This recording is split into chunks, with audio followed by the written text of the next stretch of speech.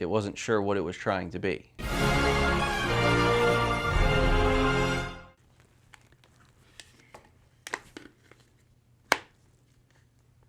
That seems pretty easy.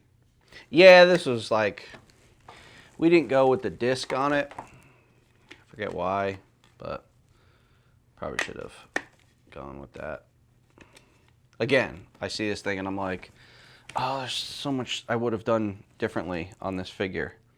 But it's also, this thing is, you know, it's a 7-year-old figure, 8-year-old figure. I mean, I see pins on this figure and I'm like, oh, pins? It's like, pinless is such a... What do you mean pins? Like, see how you see the pins? Oh, yeah. My figures are pinless. So how do they, what's the difference? It's injection molded. So basically they take the elbow and they put the elbow joint into the mold and then shoot the plastic from the bicep and the forearm around it so that there's no inserted pin. It's just, it's double injection molding. So you don't see it. Also, like the inkjet printing, like the face inkjet printing that we do now, like this figure could have had that. You know, we just could have done more. You know, like I always thought that Hasbro should re-release these, seeing how big high the secondary market is. But I was like, you'd have to like alter the mold. I don't know if you'd probably have to retool so that there weren't pins. Like doing this scale figure with no pins would be awesome. But this thing is amazing. Did they do anything else that size? This size, no. Does that go with like the 6-inch because he's Hulk, or? No, he'd be much smaller at 6-inch. This went with a 12-inch figure, so at 12-inch. Yeah, but I mean the Hulk is like bigger than everybody. Yeah, but he's not that big. I mean, if you think about it, like if this is a 6-inch figure, the Hulk isn't that much bigger than everyone else. Hulk is like, if a normal guy's 6 feet tall, Hulk is like 8, 8.5. You know, not this, so he could only live in that world. But he was such a cool figure at the time. I just wanted to do so much more. Like I wanted to do Gray Hulk and I wanted to do Red Hulk, and you know, the final year of these, like I had planned Thanos and Captain Marvel, our first female figure, and I never got to them because the line failed. You know, they wanted a premium offering.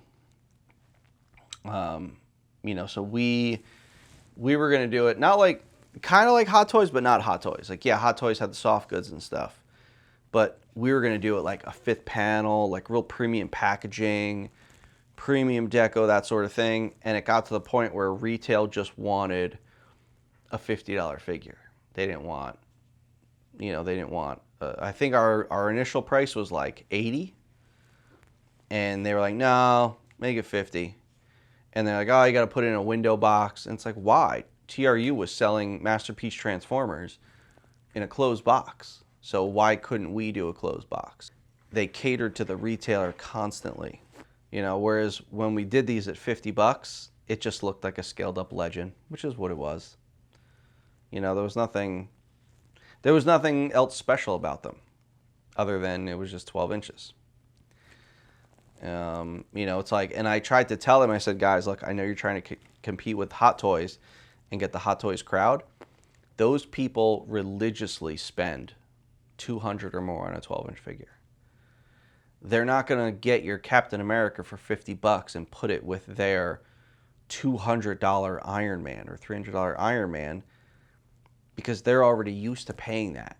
And they're used to paying that because they want a premium. They don't buy just because it's 12-inch. They buy because it's premium. So if you're going to make a 12-inch figure, you have to give them something. And the 6-inch fans didn't really care about 12-inch, and the 12-inch fans didn't care about a $50 figure. So it had nowhere to live. Like it wasn't sure what it was trying to be. And I tried to fight them on it, and I didn't win, as usual. Infinity Gauntlet, which sold so well they had to reissue it. Really? Why would people want a glove? I don't know, dummy. Maybe it's the most powerful weapon in the Marvel Universe. These were supposed to be a certain thing, and they weren't.